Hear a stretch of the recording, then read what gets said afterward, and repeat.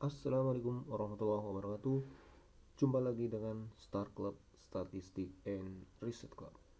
Pada kesempatan kali ini, saya akan menyampaikan bagaimana cara menyusun pembahasan dalam skripsi.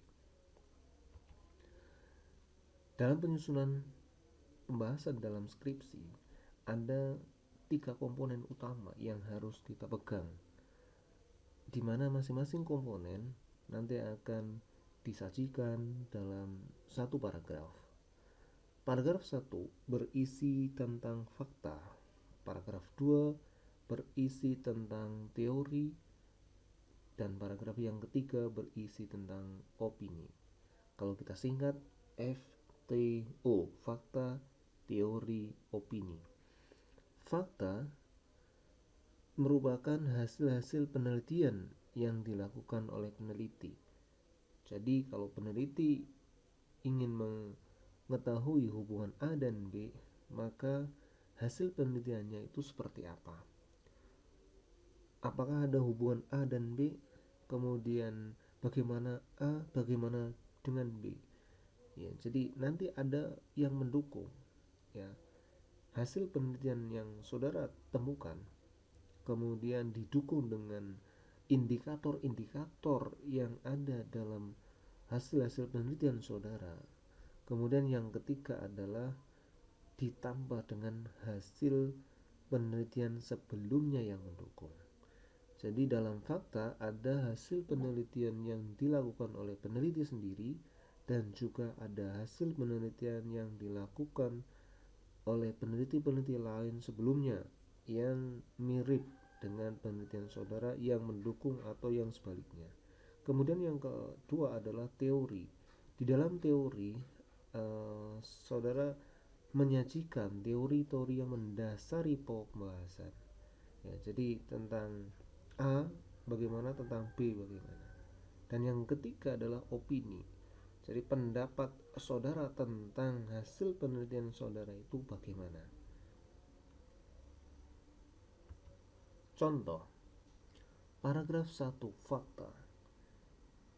Hasil penelitian ini didapatkan bahwa ada hubungan yang signifikan motivasi dengan kepatuhan penerapan protokol kesehatan. Jadi penelitian ini berbicara tentang apakah ada hubungan, ya, hubungan antara motivasi dengan kepatuhan penerapan protokol kesehatan.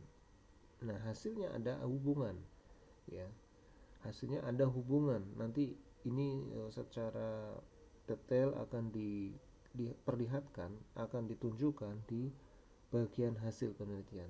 Nah, pada pembahasan dia hanya deskripsinya saja, ya. Jadi tidak ada angka-angka lagi dalam pembahasan. Kemudian hasil ini didukung oleh nilai rata motivasi yang tinggi, kemudian nilai rata kepatuhan protokol kesehatan yang tinggi. Kemudian nanti ada setiap indikator juga ada apa namanya nih.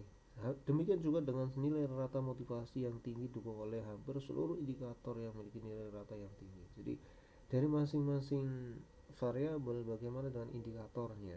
Apakah memang ada indikator-indikator yang memiliki nilai krusial, nilai kalau misalnya tinggi ratanya, maka yang dilihat adalah yang nilainya tinggi. Kalau seandainya nilai krusialnya adalah ratanya rendah, maka yang disampaikan dalam indikator adalah nilai-nilai yang indikatornya rendah.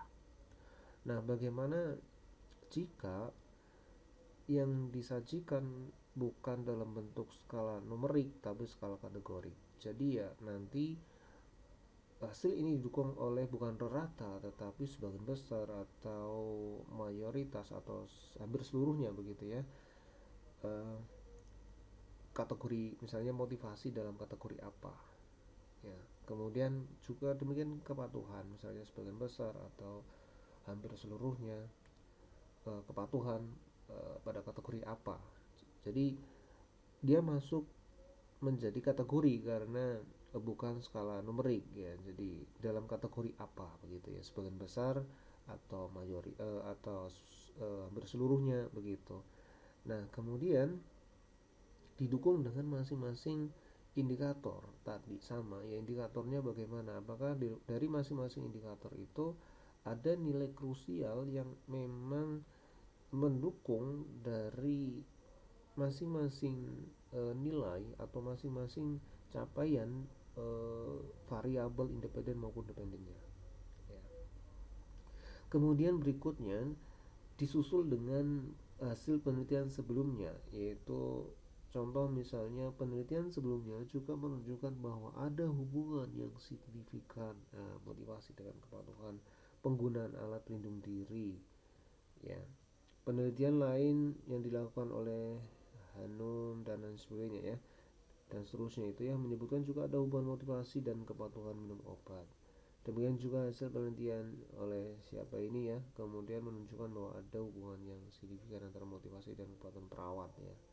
Kepatuhan perawat. Kalau yang ini kebetulan kepatuhan pada mahasiswa ya, terkait dengan penerapan protokol kesehatan. Kemudian paragraf kedua bicara soal teori, bagaimana kepatuhan, bagaimana motivasi ya, kemudian bagaimana kepatuhan itu harus dibentuk dengan adanya aturan tentang penggunaan dengan pelaksanaan dengan protokol kesehatan ya, dengan penerapan protokol kesehatan. Kemudian bagaimana yang seharusnya dilakukan oleh masyarakat, oleh mahasiswa dan lain sebagainya ya, terkait dengan protokol tersebut. Nah, ini juga harus dimunculkan ya. Jadi bagaimana teori itu menjelaskan tentang hal-hal yang berkaitan dengan variabel independen maupun dependennya ya. Jadi bagaimana sih variabel dependen dan dependen itu bisa diterangkan berdasarkan teori-teori yang mendukung ya. Misalnya nih di sini ada kata-kata akan tetapi kondisi masyarakat yang majemuk dengan latar belakang yang berbeda dan pemahaman terhadap COVID yang berbeda ya, berpeluang menghasilkan kepatuhan yang berbeda pula ya. Jadi ketika kepatuhan tadi problemnya adalah kepatuhan dalam penerapan protokol kesehatan. Nah, pengetahuan tentang COVID di kalangan manusia juga masih sebagian besar kurang ya, dari hasil penelitian Fikri, Akbar, dan Anggreni ya. Jadi ketika pengetahuan mereka kurang, cenderung motivasinya menjadi kurang karena tidak mengetahui bagaimana aspek-aspek yang harus diikuti itu harus mereka ketahui begitu ya. Jadi kalau mereka tahu ya, mereka mayoritas akan termotivasi untuk mengikuti protokol kesehatan dengan sebaiknya. Kemudian contoh untuk paragraf ketiga ini adalah opini. Jadi pendapat peneliti tentang kaitan hasil penelitian dengan teori yang ada ya. Jadi hasil penelitian tadi kan menunjukkan adanya hubungan antara motivasi dengan penerapan protokol kesehatan. Nah, sehingga protokol kesehatan dimaksud ya, misalnya contoh ya, protokol kesehatan dimaksudkan untuk mencegah penularan COVID-19 dan seterusnya. Intinya dalam opini adalah murni pendapat peneliti, tidak ada citasi ya, tidak ada sumber yang menerangkan ini sumbernya dari mana. Ini murni bahasa sendiri peneliti ya. Jadi mengaitkan antara hasil penelitian dengan teori-teori yang ada. Jadi ada 3 komponen: fakta, teori, dan opini ya. Fakta, teori, opini. Fakta itu berisi hasil-hasil penelitian yang saudara dapatkan, kemudian didukung dengan masing-masing indikator dari masing-masing variabel, kemudian juga didukung oleh hasil-hasil penelitian sebelumnya ya. Seperti apa hasil-hasil penelitian sebelumnya ya, itu adalah fakta. Teorinya adalah teori-teori yang didapat dari literatur yang mendasari tentang pembahasan dari variabel-variabel yang sedang saudara bahas.